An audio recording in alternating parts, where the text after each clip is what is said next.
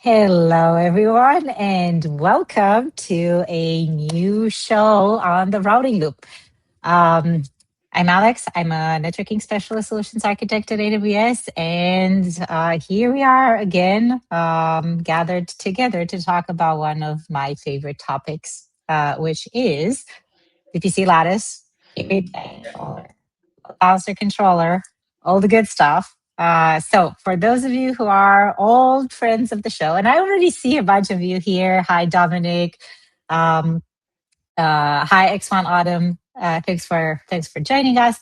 So, for those of you who are old friends of the show and are joining us every Thursday here on Twitch, I don't think anyone needs introduction on what we're talking about here on this show. But if you are new, the Routing Loop, as its name stands, is a Twitch show where we come together every week and we talk about AWS networking and content delivery things, services, architectures, features, launches, all the cool stuff that's happening in this space.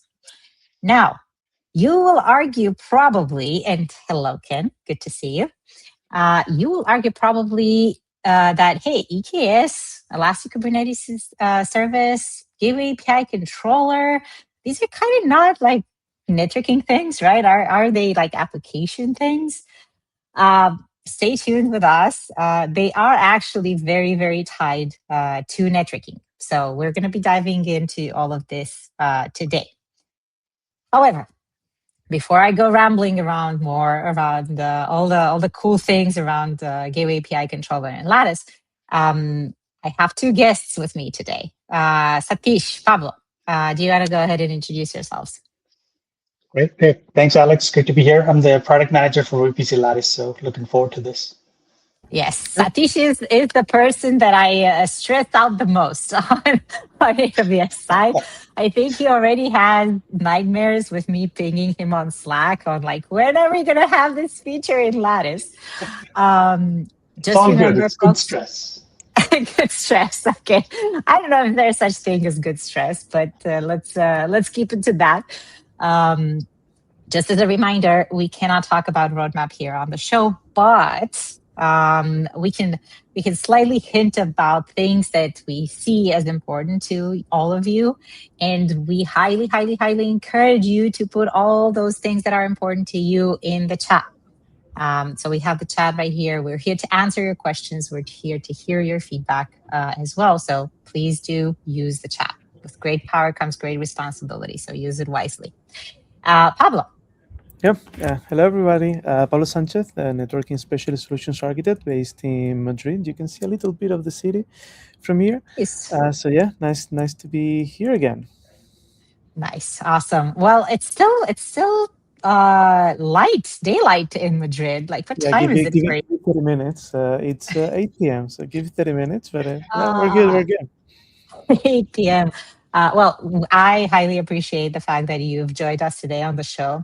We should have had a set of different guests today, just so you all know. But all things are good. We're here and we're ready to talk about these cool topics. Now, before we dive right in, let us know in the chat if you've heard about the Gateway API spec. If you know what that is, if that's completely news to you, let us know. That's also good. If you've already heard about it and you're considering using it, let us know. And if you are already using it, also let us know. Ken, I see yes. Yes, as in yes, using it. Yes, considering using it. Yes, you've heard of it. We see X1 Autumn. I heard of it, tested it with Celia, not the Lattice implementation. Cool. So we're gonna have some cool things to talk about today. Awesome. Yeah. So let us know in the chat. Pablo, you mentioned you're joining us from Madrid. I'm here joining from San Francisco, and it looks like I'm in a box. I'm not in a box. I am in an office. I usually am at home and I have my nice background, but today it feels like I'm in an interrogation room. But yeah, it's sunny outside, nice. So it's a good day for science. Very interesting, Ken. See, me rambling actually helps us uncover interesting things that you folks are thinking about and letting us know in the chat. Ken, you know about it, but hurdles to implement. Would love to hear more about those and talk about them. But before we go into the super depth of this, let's see what we have prepared for today. Satish, can I bring your presentation up? I think you have some slides for us. Yes, I do. Yeah, thank you. Awesome. Oh, so take it away. Great. Thank you, Alex. Looking forward to the discussion with all of you. Thanks for attending. So today it's about talking about the Gateway API, particularly focused on our ALB and Lattice implementations. But before I go in there, I'm talking about why Gateway API to begin with, right? What are the reasons for Ingress APIs and et cetera to move to Gateway API? And then I'll share more details on the Lattice Gateway API controller itself, like what is the versions, what does it do, how is it built, etc. And then no pressure, Pablo, but then the demo for you to sort of show the real life demo on things. Well, so just to let everyone know, Pablo is now praying to the gods of demo as hard as he can. So we can have that demo working. Any luck, Pablo? Any progress? Almost there. Almost there. Okay, we're all rooting for you. By the way. Yeah. Yes. Yeah, we'll have plenty to talk about before that. While you get the demo ready. So the Ingress Nginx deprecation was announced, right? So the Ingress APIs, as you know, when Kubernetes started out with defining these APIs for all sorts of networking controls and routing rules, etc. That deprecation was announced for the Ingress implementation for the Nginx controller in November. And there are a couple of links that we're going to share that give you that information. And so that's sort of the driving factor to go to the Kubernetes Gateway API. And what is the Gateway API from the Kubernetes side itself? It's a success of Ingress. It's under active development. That means there's still some experimental stuff that they've defined, and we're adding support to it. The goal here was to sort of provide a very extensible role-oriented protocol configuration. So as those who are familiar with the Ingress APIs, other than the HTTP route, any multi-protocol support, you have to go and do a bunch of CRDs, and then anything around auth policies or multi-cluster deployments, you have to build it on your own with a bunch of different CRDs, and obviously depending on which CRD you use and which load balancer, the implementation complexity and the maintenance complexity of that ballooned, right? So therefore, the Gateway API sort of stepping in to sort of figure out how to provision the infrastructure and also support all the cool things around traffic weighting, the blue-green deployments, canaries, header-based matching, etc. The more important. Yeah. Before we move further, I've heard some acronyms, and me as a layman networking person that has no idea about what these things are, I have to admit that at the beginning I was like, I don't really know what this is, and I'm getting lost. So you mentioned one thing about CRDs. CRDs stand for custom resource definitions, right? And they're the expressive way, like the API contract to express what you kind of want to do with your Kubernetes objects, right? Did I get that right? That's right. Yeah, that's exactly right. Perfect. And then I know that there's also the old style thing, the old school like Ingress and services are based on annotations, right? Like that's a different way of thinking about it, right? Yeah, annotations are interchangeable. CRDs are when you need to go into more detail and sort of specify a specific application, and then now your implementation of that API underneath it, right, maps more cleanly. Annotations are a way to convey things to the outside objects, outside the Kubernetes stuff, to say, hey, this is what I am. When that object is created, the annotation sort of gives you the metadata. So the meaning of it, if you will. Got it. So that's sort of the construct, and the reason why Ingress APIs in the beginning, they evolved with just HTTP routes, right? And then as the complexity grew with multiple protocols around HTTP, HTTPS, and obviously gRPC, so they all had to be defined with their own either annotations or CRDs. Now, Gateway API sort of formalized them and said, it's easy way to sort of define them very cleanly so that the same manifest can now run in obviously multiple clouds and multiple different implementations, follow the same standards, so you get all the benefits of standardization. Right? And the goal was to sort of merge the Ingress and the service APIs to overcome like the limitations, and the service API itself suffered from too many responsibilities, as in you overloaded the service itself with a lot of things, versus now the way, if I go to the next slide, the class itself, sort of the structure itself evolved to say, look, there are two personas here. There's a platform team that builds stuff around the networking, the provisioning the clusters, managing security, and then the developers themselves who go and build their routes and set up their CI/CD pipelines, et cetera, to go in there. So here, the structure evolved to say, the gateway class itself is a sort of maps to an implementation class, as in whoever's implementing that. And then you could have multiple of these cluster controllers in a single cluster too. So you could have mixing and matching across different gateway classes, depending on what you're trying to do. And the gateway itself replaces your existing load balancer, right? So this is what Gateway sort of is meant to do. It started out as Ingress right now. It will evolve to Egress and other capabilities in the future, but today it's mostly focused on ingress into a cluster. It could be north-south ingress from the internet, or east-west ingress from other VPCs and clusters into the existing cluster. And then the HTTP routes itself are the actual definition of the service itself. So that's sort of the structure. And I know Ken has a question around. Yes, but before we get to Ken's question, I do have one more thing. So before we get into the actual depths of the implementation and all that stuff, I want to get this our conversation here as close as possible to networking folks too, because historically our guild of network engineers and network owners has been quite remote and quite disconnected from like what application teams are doing, what these platform teams are doing with their Kubernetes clusters, and why do they need all of these things. And I think here, like these are my 2 cents of like why you should care.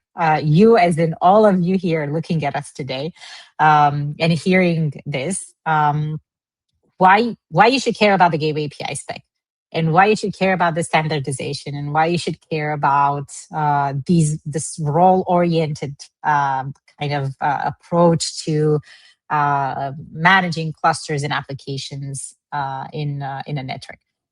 And I'll give you my 2 cents on it, and Satish and Pablo, you folks let me know what you folks think. But I think the fact that now the standard is bringing together or is defining fairly clearly what each of at each level, what the operator at that level needs to do, means that there is a very clean boundary and way to interact between network owners, which are kind of at the bottom of the stack, which from the bottom of the stack perspective is bottom of the stack has been the most important thing. Then there's the cluster operators piece, which is essentially that platform team. And then there's the application owner and the folks who are, for example, their own worry is, how do I get my application up and running? How do I get monitoring? How do I make use of all these features of the platform, right? So if you're asking yourself, why should I care? And why should I look at the session? That is why you should care. And that's why Gateway API is so powerful and important at this point, and the standardization around it is important. Does that kind of make sense? Am I on the right track here, Satish? Oh, yes, yeah, that is the exact reason to have that sort of role-based differentiation and also increase the velocity here, right? To be not have to have a lot of handoffs between security platform teams and developer teams. Yeah. Cool. Awesome. And now you mentioned, and we're going to dive a bit deeper, Ken, into how like the gateway API controller looks for VPC lattice and how the HTTP routes look and so on. But your question, totally acknowledged. I don't know, Satish, if you want to address it now, or we should wait until we get to the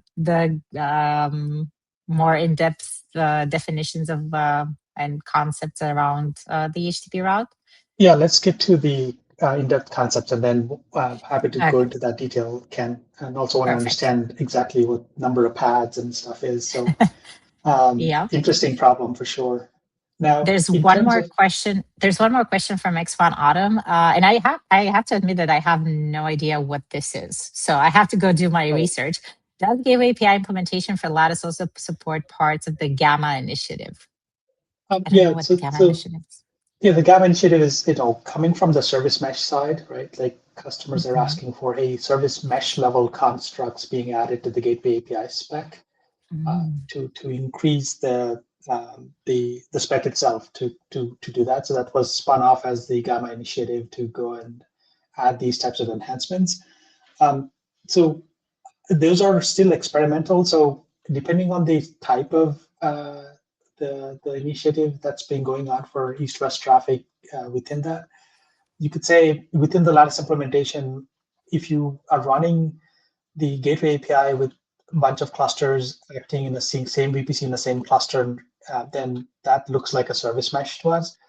And with the ingress APIs, let's say the ALB in front of it, or with the gateway itself, Istio gateway, for example, if you run that as with the Gateway API spec. So short answer is depending on what the specific initiative is, we can go into those details. Jonathan. Cool. I think we should absolutely do that. I think we should also have potentially a separate episode where we talk a bit about the intra-cluster more in depth versus cross-cluster and how to stitch all of these things together. We're going to touch on these today for sure for a bit, but if you folks want to dive more in depth into this topic, please let us know. We are working backwards on these topics from your feedback, so just let us know in the chat. Okay, last time I interrupted you, Satish, I promise. Oh, not at all. This is good. So in terms of the structure itself, right? This is what the Gateway API structure looks like. Like Alex was saying earlier, the clear delineation between who's providing the infrastructure, right? Which is not just the VPC cluster, et cetera. And then there's the cluster operators themselves that sort of figure out, okay, this cluster was provisioned in this VPC for this dev team, right? That's where the gateway level comes in.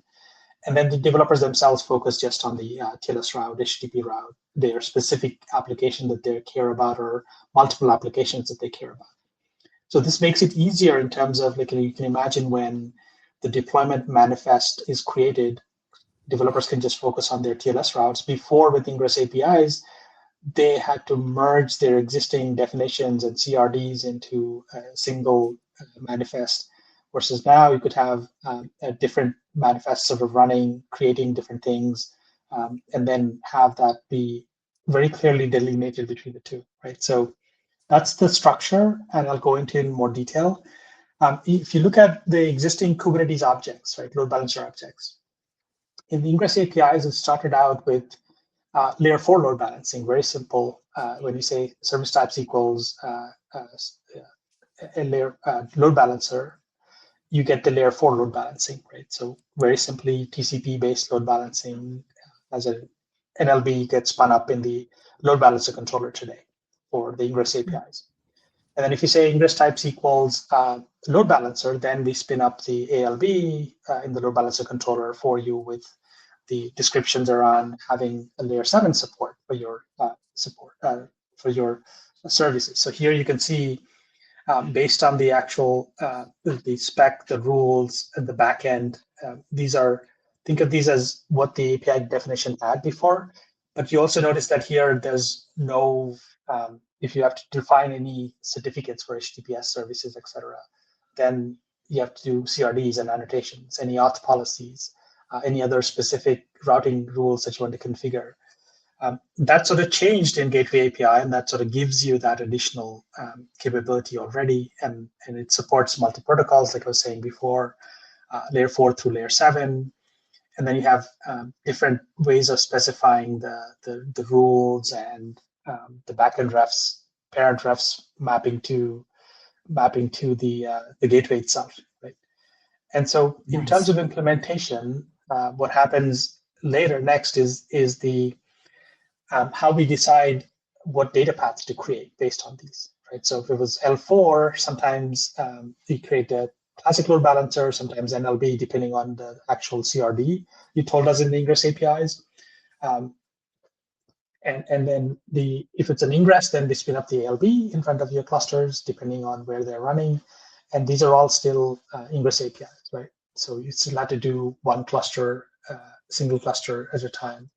And now with Gateway API being supported both on ALB and Lattice, you get the layer 7 and the multi-protocol support being fronting this way. So the data path that gets plumbed when we go through your manifest is the controllers that are running in the EKS control plane, and then spinning up these resources based on your definition.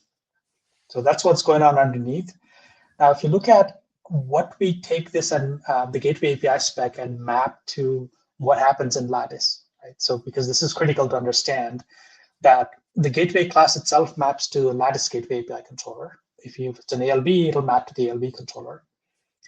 Now, the difference between ALB and Lattice comes in at the gateway level. In Lattice, the gateway itself is the service network. So because Lattice is also your load balancer, the gateway maps to the service network. So when you say service networks equals a test and or service network per environment is what we usually recommend. So if it's test, prod, staging, then any VPC that's connected to it will have connectivity to this. And then now you define your HTTP route and say, hey, point to this service network. Then Lattice acts as a load balancer for you directly. There's no other east-west load balancer needed. That's the difference between Lattice and normal ALB-based deployments. And then HTTP route maps to your service. In Lattice, it's the Lattice service construct, layer 7 service that gets created. And then the target groups are your different backend refs, right? Like it could be multiple target groups based on blue-green deployments, canaries, etc. And then pods, your pod IPs are your targets. So the way this is working underneath is the Lattice controller that's running in the EKS control plane is monitoring the kube API changes. And then as we reconcile your manifest with actually what's running in the data plane, we go and look at, hey, new pods get spun up. So we need to go register those new pods as IP targets into existing target groups. Those target groups could be in the same VPC, could be in different VPCs. That's where the Gateway API spec gives you that multi-cluster ability as well. So I am going to put my hat on of Alex 3 months ago before she touched this. Because now I know a bit more, but like 3 months ago, I didn't know. So let's see if I got this right. And I'm going to tell you a bit about my experience. First, for me, it was pretty confusing that Kubernetes services and Lattice services are actually at different levels. So that's an interesting one, because actually the Kubernetes service is a target group. So you get to see that the moment you go configuring the HTTP route, right? And you're like, okay, this is the actual target, is what I've defined as a service earlier. That's one thing. So keep in mind that the service on the Gateway API implementation is in Lattice is the VPC Lattice service. It's not the Kubernetes service. That just becomes a target group. That's part number one. Part number two, you mentioned one super interesting thing, and it took me a while to click in my head how this worked. But you mentioned that the controller is actually running in the cluster, and it's looking for those resources that are actually that it has to monitor, right? And it does that through the Gateway API spec. The moment you create, for example, your HTTP route, you're telling it, hey, like, talk to this controller. Like this is the controller that needs to look for example, you have a new pod that's coming up and needs to be registered and all of that. Did I kind of get that right as like a mental model of how things work? That's right. Yeah. So the gateway class defines the gateway controller, right? So in your manifest, when you're saying a couple of examples later that I can show you, it says, if I can go back to the previous slide, maybe that might be the easiest one to sort of talk about how here you say in this gateway API version, right? And then here's my service network, parent ref's name. And that's where it tells you, hey, that's my gateway that I need to go talk Exactly. to. Here's the kind is HTTP route. You would define a similar kind as a gateway as well. So that's what is happening in this step when we create that particular service.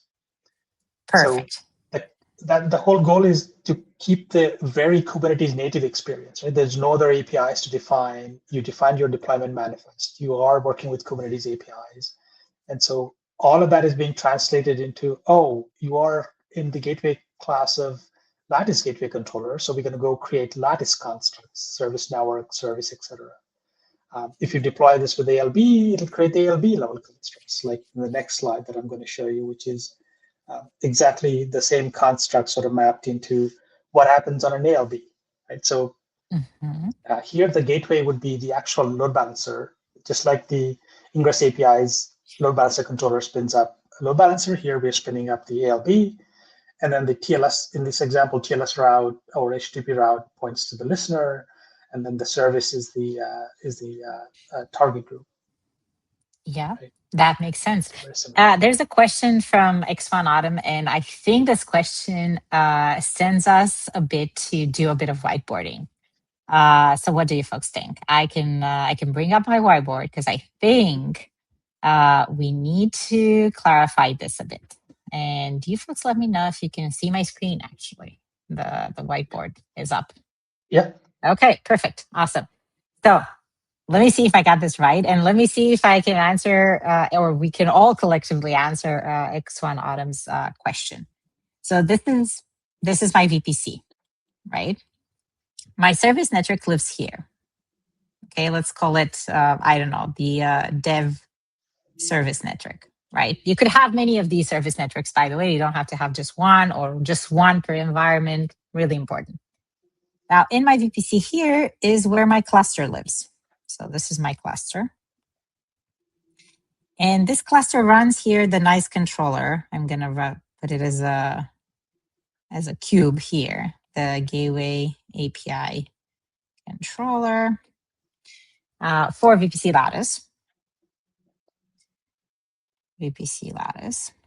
Yeah. And this controller, you essentially tell it, hey, your gateway is this service network, correct?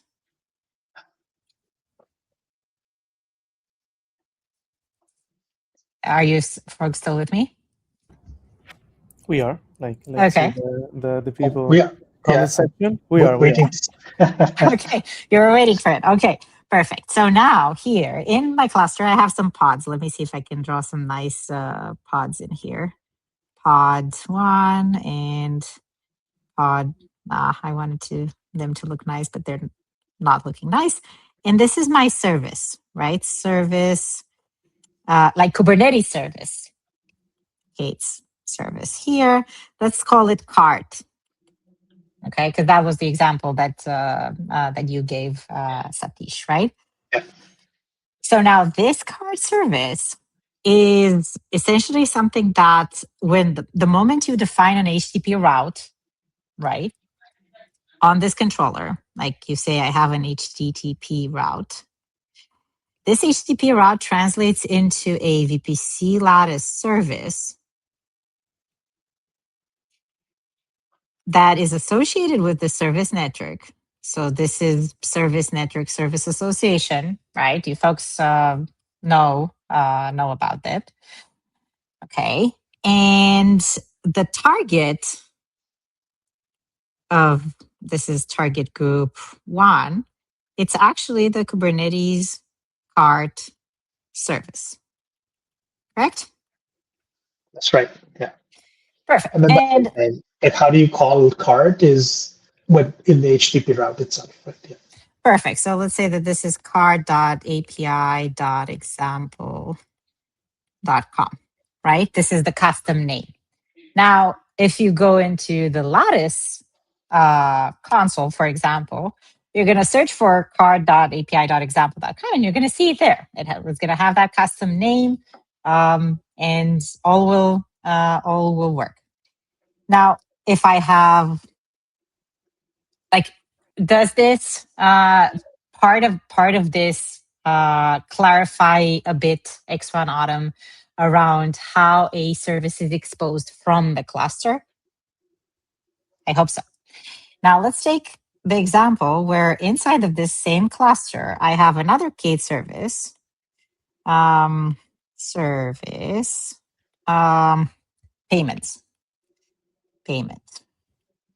right? With its own pods in here, running pod 1 and pod 2. Now, if I define, again, I do the same kind of thing, right? I define an HTTP route, right? Exactly with the same controller. This is going to become another VPC Lattice service that's going to be associated with the service network, and that's going to point to this as a target group. Correct? Am I getting this right? Yeah. So this is going to be cart, and this is going to be payments. Now, how these services are accessed, the question comes. Depends on who wants to access them, right? Let's say, first option here is, let's say cart wants to call payment, right? If cart wants to call payment, it's essentially intra-cluster communication, right? I guess here you have a choice, right, Satish? Like, you can go just pod to pod communication within the cluster if that's fine, right? That's right. You can totally do that because, hey, you're in the same cluster, so it's fine. But if you take the VPC and you associate it with the service network, right? This is VPC association. The VPC association, you folks see here, there's a nuance. I'm putting arrows on these associations. The service network service association is something that allows a service to be consumed. The VPC association allows clients in the VPC to consume that service. So technically, cart in here, if it resolves to the DNS name of payments through Lattice, right? So to the Lattice generated DNS name, or your VPC DNS is configured as such, Lattice cart could go talk to payments through the service network, and that works totally fine. Now, the true power of all of this is if you have multi-cluster piece, and here's where we're going to get with this, right? Where you have VPC2 and VPC3, and you have a bunch of clusters here, and with a bunch of services that need to talk to each other. And it's really, really straightforward and easy to have all of these associated with the service network, right? With the right arrow here. And if you have service 5 in here, and service 6, and service 7, and service 8, all of these become associated with the service network, and they can be accessed, and also they can be clients. So they can call other services in other clusters.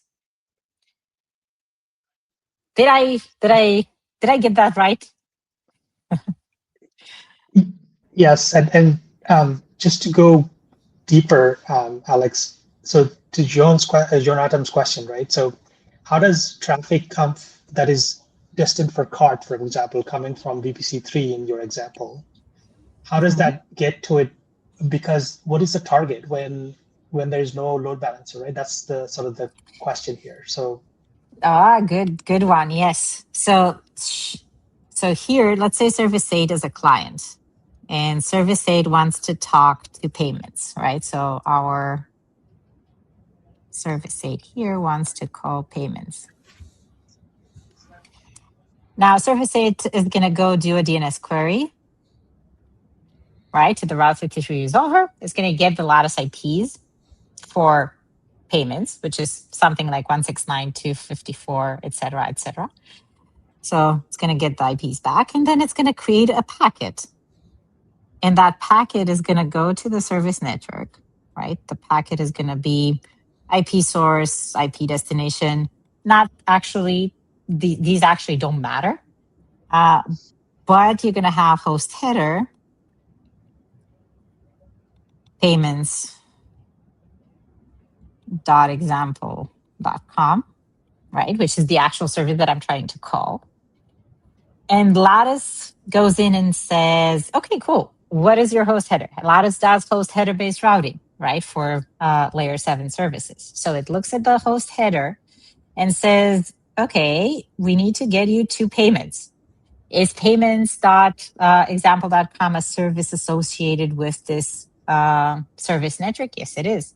So here's how, like, Lattice looks at the host header and says, okay, host header matches this service. So it's going to send that traffic to the target in the target group. And here's where the load balancer piece is, right? The Lattice service in itself. Yeah. So yeah, that was part of John's question. I think he's asking another one where if it's public facing, target towards public facing applications. So how does traffic from the internet get into and then go back to this cluster where card is, for example? Right? Here's the cool part. Here's where the 2 controllers come together, actually, the load balancer controller and the gateway API controller. And that's the cool part. And I think we posted here in the chat the blog post that Pablo and I published around here in the cluster. You don't have to have just one controller. You can have multiple controllers, right? So I can have also the gateway, the load balancer controller running. And I can say, okay, I also have here an HTTP route, the load balancer controller with gateway API support, right? An HTTP route for cart, for example, which means that I'm going to have a gateway here, and this is going to be an application load balancer. That's going to be my gateway. And then the application load balancer is going to target the same service here. But this application load balancer can take ingress traffic from the internet, for example. It can be a public facing load balancer. So you get to choose which services need to be exposed just internally for service-to-service communication flows. And for those services that need to be exposed externally, you get that ability to put the load balancer controller there and to have an application load balancer exactly as you had it so far with the ingress spec. Does that make sense? Yeah, that's John. That should be the question. Hopefully, let us know if that addresses the question. Well, I'm going to draw some human little clients here that are accessing this application load balancer. And if you folks are going through the blog post, we're actually diving into a lot of details there. I personally learned a lot. I knew close to like 10% of all of this before I started. So much appreciated Pablo's and Satish's help on all of this. I feel like I've learned a lot, and I highly recommend you folks go tinker with it. It's so nice. I also learned how to use Kiro CLI in a really nice way to test all of these things out and to have it help me do all the setup. But yeah, go try it out. It's so easy and so straightforward. Okay, back to the presentation here. We only have 20 minutes left. I want to check in on you, Pablo. How are we with the demo? It's ready. Kiro helped me fix the issue, so it's ready, so we can show it. Amazing. Actually, I think this would be a good time to show it, and then we can continue with the slides, because I think it actually maps to exactly what I drew out here, which is really cool. Kind of, yeah. I won't go much deep on showing. I'll show a little bit how it works, the demo and everything. So yeah, let's see if yeah, perfect. There it is. So, by the way, in the blog post that I published with Alex, you have a repo in GitHub where you can build this. So it's not that we're just showing it for this Twitch. It's that you can go take the code. You can see everything about how you can use the Gateway API controller for ALB and VPC Lattice, and how you can connect different clusters with different services. At the end of the day, it's like, it may seem in the whiteboard that there's a lot of things, but at the end of the day, it's easy. Like, you publish your services, you either publish them publicly through the ALB, as you see here in my Edge cluster with my frontend and my backend for frontend application, or I do it through VPC Lattice in a private way. And then, of course, DNS does the magic, and now everything can connect to each other. By the way, DNS was the problem in the demo. Well, not real the problem. I was some issues on creating the DNS resolution after everything that I figured it out. So Kiro helped me figure that out. So yeah, it's always DNS. Well, it's always doing the proper DNS configuration rather than DNS. So as you can see here, like, I already have my 3 VPC Lattice services. That's back. That if I come back to the AWS console, I have 4 target groups that I created. This is kind of the nomenclature that the Gateway API controller is going to use. So I have my 4 target groups that are translated into 3 VPC Lattice services. And then 1 load balancer with a target group for my frontend. So then, of course, you can play with that if you build it up. So you can add items to the card. Also, you can see the headers. I think someone mentioned there, like, the SIG before signing. It's the key thing of VPC Lattice. I completely agree. You can see here that once you sign your requests, you can have, sorry about that. You can have all the information about the principal doing the call, the org ID, the OUs that make that call, also session name that is more for traceability. But now you can create auth policies about granularity, about, I want this guy talking with this guy only for some specific conditions. So I agree that this is the powerful thing. So yeah, so you can add items to your card. Then, of course, then you have access to the card service. So now we are just moving from one cluster to the other one to get the information about the card. And if we do the payment, you can see as now you can create this amazing cross-cluster communication where now my frontend is talking to another service, microservice in that cluster, but I need the card microservice to do the connectivity. So, and then, of course, you can see here the different hops. So this is the first hop from talking to the card microservice, and how the principal is the BFF pod, so the backend for frontend pod role. But if I go to the second call, I don't know if I can make it bigger. I think, yeah, I can do. You can see that the second one from payments is coming from the role from the card pod role. So it's not just showing it in the front end. It's really happening that I'm doing that. I'm doing that call. So yeah. So you can go to the repo. You can just build it up. It takes just a matter of minutes. I think I can go here quickly and show you that you will get like this manage.sh where everything gets built. And then, of course, you can go and check the manifest. So, for example, this is the ALB configuration that I'm doing, that my gateway now is ALB controller with all the with the HTTP route, which is just a simple communication with the front-end gateway service. But then the VPC Lattice one changes a little bit, like same nomenclature, but now I'm just defining my VPC Lattice service network with my HTTP route, my custom domain name. And then I think this one is payment, so it's only have one target group. Of course, like for being VPC Lattice, you can add extra configuration, like the IAM of policy, which I'm doing an open policy. Don't do that in production. Like, always put like a really granular security piece. And then also the access logs. So you can also get all the access logs from the VPC Lattice services, and also from the VPC Lattice service network. Yeah. Awesome. If you wouldn't know better, this is how Amazon.com is built. Yeah, So exactly. you have a front end, you have a front end, you have a card, you have payment, successful, one-click payment. Perfect. I use that all the time. Yeah. I don't get the money, Jokes. but payments work. Yeah. Exactly. I do want to clarify two things. So two super important questions that came up. Since payment is already exposed to public, so using the load balancer controller through the application load balancer, which is public. Puncher here is asking, VPC3 can access it through public gateway rather than the service network from the picture. Correct, but not actually. There's a very clean delineation between service-to-service communication over the private network and clients accessing services through your north-south ingress load balancer, right?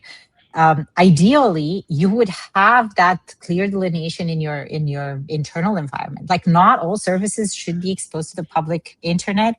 Services accessing other services shouldn't go through your internet gateway or the using public IP addresses. It's not the optimized path, and it's also not the most secure path. So having private communication between payments and card, for example, is really important, because technically payments is a service that does not have to be externally exposed, right? It's a service that just needs to be called by card, right? Card is externally exposed and you're fine. Or even in this case, actually just shop is externally exposed. And your footprint for securing this is essentially limited to shop and that public facing application load balancer, rather than exposing all these services to the public, using that gateways to talk to each other and having this suboptimal connectivity pattern. So really, really important. Even if the path is there, technically, like every service could access every other service using public IPs, it doesn't mean that you should use it. And it doesn't mean also that it's the optimized path. Also, in these examples, backend A and B have no internet access. They're just like private communication. I think I put a couple of API endpoints to connect to ECR, but no NAT gateways, no internet access. So now, of course, it's like, hey, the only way to connect to payments is through VPC Lattice, where I'm not doing it, but you can put more granular controls. You have the access log, so you have the visibility from either the owner of that service or through the owner of the service network. That can be same person, different person, but you have all the visibility, and also you can have that extra control that otherwise you need to do through IP, and then you have the extra processing, extra infrastructure. This is like a much cleaner way and fast way to connect those services within AWS. Yeah, that's perfect. Pablo, you have a question from X1 Autumn around what tool you've used to generate these cool diagrams. I want to know that too. So it's, I have it around there. Like, let me see. I think it's React, and basically I just discussed with Kiro, like, hey, what are you doing, or what we should do? I put it in the documentation somewhere, so you have all this documentation public, so you can check. So it's React and Vite and Tailwind.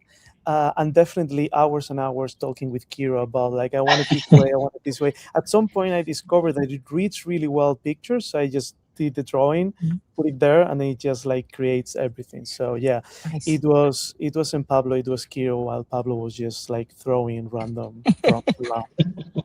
Nice. I love that.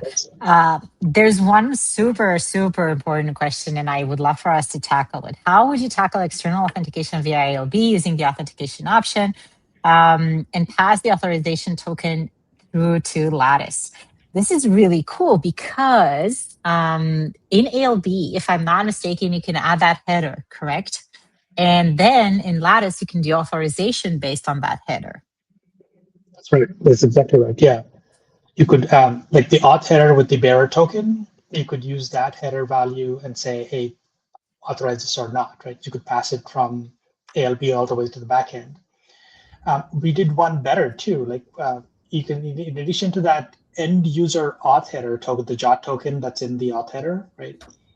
And then if you're going from like a north-south ingress and then to a backend service in a different VPC or a different account, but you also want to make sure that the backend is only receiving traffic from authenticated Lattice services, right? Then you can say, things like we're going to add our SIGV4 signature on top of the auth header as well, and say we can add that to the query string. So when Lattice authenticates a service, you can be assured that your ingress service that is terminating the ALB is the one that's talking to the backend, and nobody else can. That way you can lock that backend service down. And in Lattice, we're looking at both the auth header and the SIGV4 to ensure that it's indeed the ingress sending it to it. And then in the backend, when we send it directly to the pods, then I'm just showing that, of course, like everything that you see here are the headers that the VPC Lattice receives, like that can read. It's not only the ones about the identity, you can get anyone. So for example, I included that one, that catalog, that I'm only using it to do the routing, but you can also use it to add like extra authentication. So hey, as Satish was saying, I want only this principal or this OU to talk with my service, but in addition, I only allow things coming from this extra header because I trust that my front-end microservice was doing the proper header manipulation to get the proper authorization and authentication of my users. Yeah, that's great. And there's actually one more super interesting use case that I've seen quite a lot, and it actually ties back to what TechField is asking, like, why would I send traffic from ALB to Lattice? You wouldn't. You would send traffic from ALB to the shop pods, and then shop would call payments or would call inventory. The important piece is maybe not for this example, because like shop and pods and like shop and inventory and card are not services that necessarily require the authorization based on the actual initial caller identity. But you have a lot of these, for example, when you have a centralized API gateway, right? One of our launch partners for Lattice was Kong, and there's a bunch of folks using Kong as their central gateway, like API gateway, and then Kong is accessing downstream services, right? Like downstream APIs that are registered through the Lattice service metric. Now you would want to, and this is a super common use case, you have the caller get authenticated to Kong, right, or to your API gateway. And then whenever a downstream API is called, the authorization needs to happen, not that gateway, like that API gateway is calling API 1, right? Because it's not the gateway itself calling API 1. It's the gateway calling API 1 on behalf of an initial caller that called the API gateway. So you can do that authorization on that additional header with the token bearer or SPIFFE ID or SVID. To say, hey, the actual initial caller was Alex that is allowed to access API 123, but is not allowed to access API 758, right?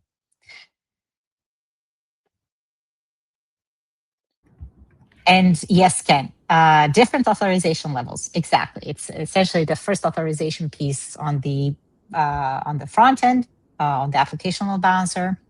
And then for whatever happens in the back end, you have additional layers of authorization that can be done on behalf of that initial caller. Yeah, pretty cool stuff. To add to that too, Alex, like imagine you have a different Cognito-based user pool set up. So you can have users sort of segregated into different user pools and then have them authenticated with the different tokens that come back. And then in the Lattice policies, you could use those tokens to do what Ken, you're trying to describe, the different authorization levels, right? Like maybe user pools is one way to do it, or like other OIDC, OAuth2 based mechanisms as well. Yeah. And then I think one other question, Ken, you had earlier that scrolled by was around VAF support directly on Lattice versus having to use an ALB. So today, VAFs have to be attached to something, right? Like ALBs or API gateways today. So we don't have direct support today. And I know we can't talk about roadmap stuff here. So the deployment, the pattern that I recommend is fronting that Lattice service with an ALB and using ALB as a target, and then doing all of your authentication, authorization, and stuff in Lattice, and then you're just forwarding it to ALB, and the backend target is registered to that ALB. So yeah, I know. We Yes. have a PFR plus one. We have it. Yes. Noted. Cool. We have 5 minutes left. It's this session flew by. So exciting. I love the demo, Pablo. So thank you so much for joining us and talking about it today. Satish, I would want to go through one thing before we part ways, and we looked at the Gateway API spec for load balancer controller. So this is how things are mapped. We previously looked at the Gateway API spec for Lattice, the implementation for Lattice, what is the gateway, what is the service, and targets. Exactly this one.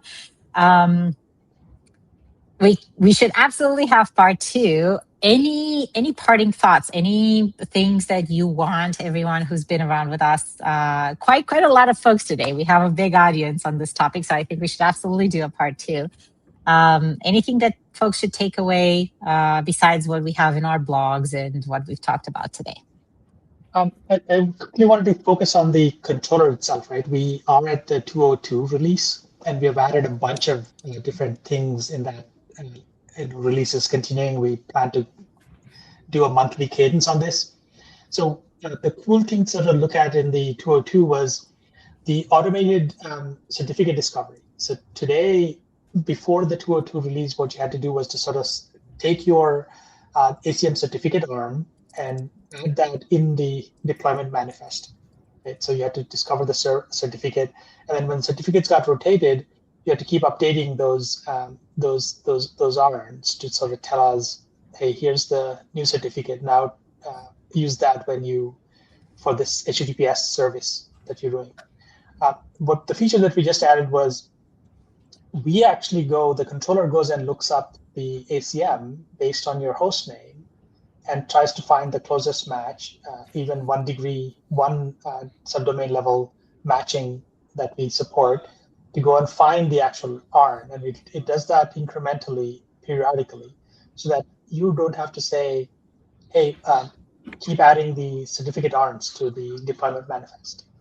The host name itself can go and figure out how to sort of look that up and discover that.